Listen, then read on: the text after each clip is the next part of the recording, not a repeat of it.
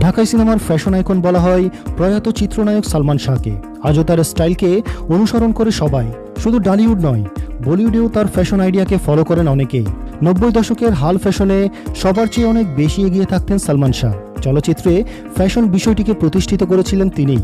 যেমন ফ্যাশনেবল গাড়ি, মোটরসাইকেল ব্যবহার করতেন সালমান শাহ, তেমনি এফডিসিতে তিনিই সবার আগে মোবাইল ফোন ব্যবহার শুরু করেন।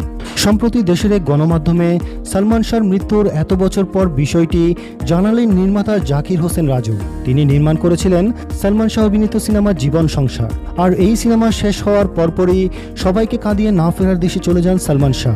নির্মাতা রাজু বলেন, শোবিজ তারকাদের মধ্যে প্রথম মোবাইল ফোন ব্যবহার করেন সালমান শাহ। জীবন সংসার শুটিংয়ের সময় মোবাইল ফোন নিয়ে আসতেন তিনি। তখন চলচ্চিত্র জগতে কারো হাতে মোবাইল ফোন ছিল না। জানা গেছে 1993 সালের এপ্রিল থেকে শুরু হয় বাংলাদেশে মোবাইল ফোনের বাণিজ্যিক যাত্রা। সিটিসেল ব্র্যান্ডই প্রথম মোবাইল ফোন নিয়ে আসে। সে সময় চড়া মূল্য ও সীমিত নেটওয়ার্কের কারণে ঢাকা ও চট্টগ্রামের অল্প মানুষই এই ফোন ব্যবহার করতেন। তাদের মধ্যে একজন ছিলেন সালমান শাহ। হাল ফ্যাশনের সব দিকে নজর ছিল তার। যুগের চেয়েও আধুনিক ছিলেন এই মহানায়ক।